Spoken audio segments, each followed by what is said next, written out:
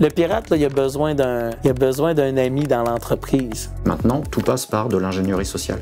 Plus besoin d'être un expert. Mais pourquoi moi, tu sais? J'ai rien d'intéressant. Aujourd'hui, il faudrait presque avoir comme un certificat ou un permis pour savoir les bonnes manières, les bonnes conduites. Qu'est-ce que je peux faire, qu'est-ce que je peux pas faire avec mon outil de travail de tous les jours. Si les hackers existent, c'est que ça a été payant. C'est la responsabilité, je pense, de toutes les entreprises au Québec de le faire, parce que c'est collectivement qu'on va pouvoir se protéger tous ensemble.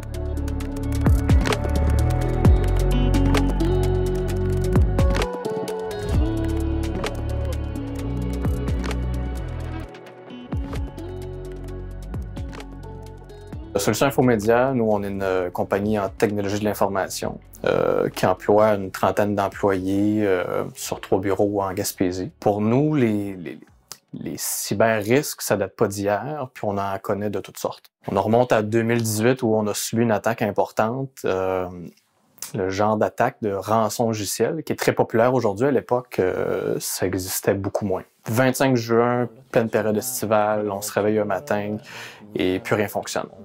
Plus rien fonctionne chez nous, mais également pour plusieurs clients avec qui on travaille. Un rançon logiciel, c'est le cryptage et le verrouillage de l'ensemble des fichiers sur un réseau. Le seul moyen pour accéder à ces fichiers-là, en fait, c'est d'avoir une clé d'activation, en fait, pour nous permettre de débarrer ces données-là.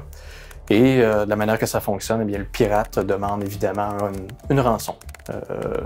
Ça se paye évidemment en Bitcoin. Donc, très difficile à retracer, pratiquement impossible en fait. On se retrouve dans une situation où personne n'a accès aux données. Personne. Et le seul moyen pour y accéder, eh bien, c'est de payer une rançon. L'attaque est beaucoup plus grande qu'on pense et affecte beaucoup plus de systèmes qu'on pense, pour se rendre compte que finalement, c'est très grave. C'est très grave. Qu'est-ce qui se passe? C'est on n'a plus du tout accès à rien. La gestion de la crise, au départ, c'est 24/24, c'est des réunions aux 4 heures, tous les intervenants possibles. Quand je parle de tous les intervenants possibles, c'est penser à tout le monde. Là. Moi, j'ai des gens qui ont vécu une attaque informatique qui leur a coûté environ 275 000 $. On est tous là, wow, c'est beaucoup. Ils ont vécu un incendie qui leur a coûté près de 2 millions de $, puis ils me disent que l'incendie, c'est de la petite bière à côté de l'attaque informatique de 275 000 $. Et j'ai des gens qui me comparent ça à un viol. Fait que, tu sais, tout le côté émotionnel qu'on vit aussi, on dort pas, on pleure, c'est toutes des choses que j'entends. Je veux dire, c'est extrêmement difficile à vivre et à gérer. Si on n'est pas bien appuyé, si on n'est pas bien entouré, on se sent totalement perdu. En 2018, c'est pas comme aujourd'hui où il y a beaucoup de spécialistes de disponibles à gauche et à droite. On a une époque où c'est moins connu, c'est underground, un peu comme genre d'attaque. Donc, il a fallu chercher des bons spécialistes pour nous supporter à régler cette situation-là, mais ça a été très difficile. Il y a un vent de panique et on se doit mettre en mode solution. Et qu'est-ce qu'on fait? C'est de transiger avec des criminels, en fait. Là. Donc, est-ce qu'on accepte de payer une rançon? Est-ce qu'ils vont me donner mes informations, en fait? C'est la question qu'on se pose. Donc, on fait affaire avec les criminels. Donc, est-ce que je peux leur faire confiance malgré le fait qu'ils m'ont fait du tort, qu'ils m'ont fait du mal? Il y a beaucoup d'insécurité. On doit prendre énormément de risques dans une situation comme celle-là. Et il n'y a rien de garanti. Absolument rien. Donc, c'est un coup de dé, littéralement. On dit c'est tout ou rien. Donc, vous payez la totalité de la rançon, sinon vous n'avez rien. Encore une fois, il fallu faire preuve de courage et de dire OK, on accepte de payer, on achète des bitcoins, on transfère ces sous-là à une organisation qui est totalement étrangère, qui est outre-mer, puis on attend. On attend. Et ce moment-là est interminable. Ce moment-là où on attend la fameuse clé de dire OK, j'ai payé très très cher, est-ce que je vais avoir la fameuse clé qui va me permettre de débarrer le coffre-fort et me permettre d'avoir accès aux données? Et bon, on en reçoit une première clé, on voit que ça fonctionne et on continue, on nous donne plusieurs clés d'activation. Et finalement, on se rend compte, OK, on se met en mode récupération. Et là, tout n'est pas gagné. Là. Il y a des clients qui sont en panne depuis un certain moment. Faut les aider, il faut les supporter. Ils ont perdu du temps, ils ont perdu des opérations, ils ont subi des conséquences, en fait, là, à avoir justement une attaque comme celle-là. Là. C'est surtout la gestion de la crise. C'est l'apport de ressources aussi. Parce qu'on a de la difficulté avant d'avoir subi ce type d'événement-là à comprendre toutes les ressources qu'on a besoin pour gérer ça. Et aussi, tous les gens spécialisés pour gérer ça aussi, qui savent qu'est-ce qu'ils font. Comme je parle toujours, on appelle ça un breach coach. Le breach coach qui est un avocat spécialisé dans la réponse aux incidents.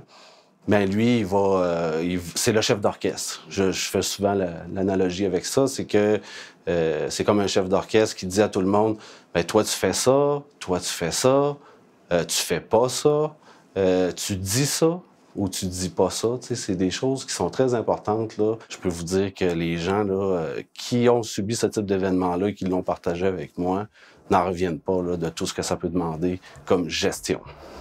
Il existe déjà une cyberassurance et nous, on encourage toutes les entreprises à s'en doter d'une. Les statistiques démontrent qu'il y a de plus en plus d'adhésions, donc c'est encourageant.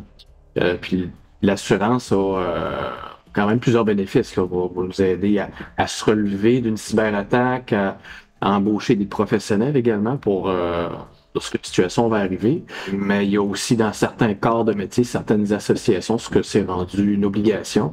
Et dans certaines entreprises, on commence à voir de plus en plus, vont exiger, là, dans une certaine taille d'organisation, de se doter d'une cyberassurance ou même de faire des tests à l'intérieur d'une organisation. Puis la cyberassurance est intéressante dans le sens où est-ce qu'avant d'assurer, on va demander que l'entreprise ait fait ses devoirs. Donc là, les questions, c'est plusieurs pages et il faut avoir implanté ces solutions-là avant de pouvoir être couvert par la cyberassurance. On a tous les beaux systèmes de protection en place, on a les sauvegardes, on a l'authentification multifacteur, mais on n'a jamais testé mes sauvegardes que je sors du bureau à chaque jour. Si j'en ai besoin, ils fonctionnent-tu? Donc nous, c'est quelque chose qu'on va faire aussi pour nos clients, donc faire ces tests-là de restauration, restaurer les données comme s'il y avait eu une attaque. Donc on va tenter de restaurer les données sur le serveur de production ou sur un serveur virtuel qu'on va avoir créé pour la chose. Puis c'est souvent ce qui est oublié. Donc ce qu'on voit en entreprise, quand les entreprises sont quand même bien protégées, qu'on approche, c'est peut-être l'étape qui n'est pas faite. De plus en plus, les entreprises se font exiger ça par leurs fournisseurs, par leurs clients, et même les banques sont en train de réfléchir à ça présentement, de dire, bien, écoutez, nous, si on avance des fonds à une entreprise pour leur croissance, on ne veut pas que ça finance le paiement d'une rançon. Nous, on a été chanceux parce qu'on avait une relation de proximité de longue date, de confiance avec nos clients. Ce qui nous a permis de nous relever de cette situation-là. Si les clients nous avaient lâchés, ça aurait été une époque très difficile. Je ne sais pas si aujourd'hui on serait la même entreprise ou si même on serait là. Et nous, on le dit de manière très transparente, on accompagne les entreprises en cybersécurité et on leur mentionne.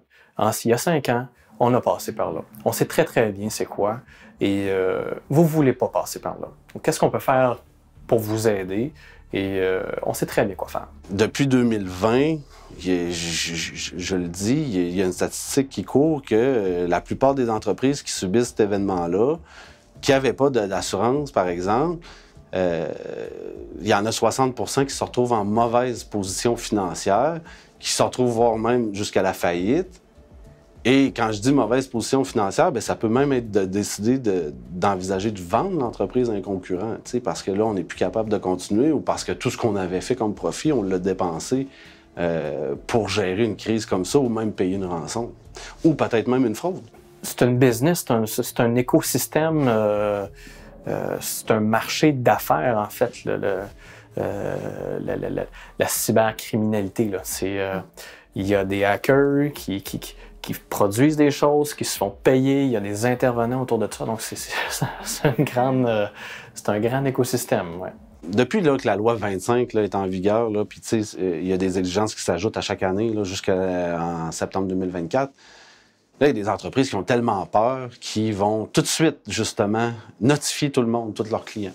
Puis là, une fois que l'enquête est faite, on appelle ça le forensique, dans le fond. Là, on découvre que finalement, les données personnelles, il n'y en avait pas qui avaient été consultées et non touchées, donc on n'aurait pas eu besoin de faire cette notification-là. On n'est pas des spécialistes dans la résolution de ce type de crise-là, dans les réactions face à ces événements-là.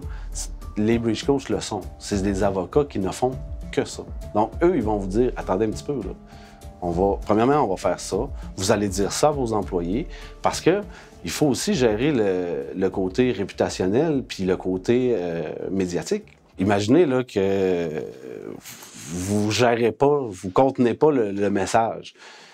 Puis vos employés, là, il y en a un qui décide, qui dit sur Facebook ou n'importe où hey, moi, mon entreprise est attaquée présentement. Puis là, un client de cette entreprise-là voit ça et tout ça. Puis là, ça part. Là, puis là, ça s'en va dans les médias et tout ça. Puis finalement, c'était mineur. C'était bénin comme événement. Puis ça n'aurait jamais dû sortir dans les médias. Puis l'impact est déjà fait là, sur la réputation de l'entreprise. Peu importe l'envergure de l'entreprise, les frais vont être minimalement de 100 150 000 $. Les breach coachs, puis vous aurez probablement l'occasion de parler avec certains, ils me l'ont dit. Pour la PME générale, nos services à nous, c'est 25-50 000 $. Là. Tu sais, je veux dire, fait que c'est ça le coût moyen. Là. Fait que c'est eux qui vont tout... Puis eux vont vous dire, prenez telle ressource, telle ressource. Si vous n'avez pas d'assurance, bien, vous les payez. Quand on pense que la durée moyenne entre l'infiltration d'un système et l'attaque, c'est 200 jours, quand il faut comprendre qu'est-ce qui s'est passé avant de restaurer les données, bien, ça peut prendre des semaines. Si on a, par exemple, 20-25 postes de travail, bien, ça se peut que chaque poste de travail doit être analysé. Ça prend une personne humaine devant ça pour le faire.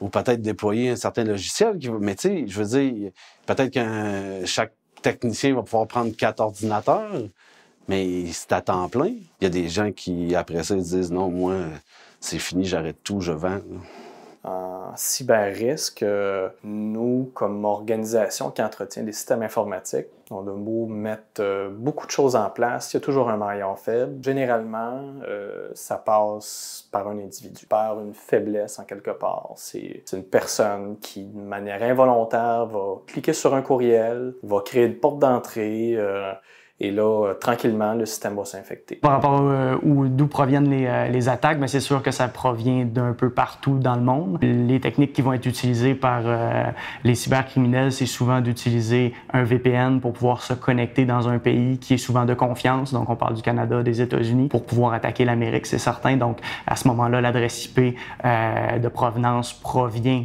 du Canada ou des États-Unis. Donc, la menace, c'est peut-être un petit peu plus facile de rentrer dans des systèmes de cette façon-là. Mais si on se tourne vers notre écran, on voit un petit peu là, les attaques mondiales en cours en ce moment. Donc, on peut voir là, que ça provient surtout des États-Unis.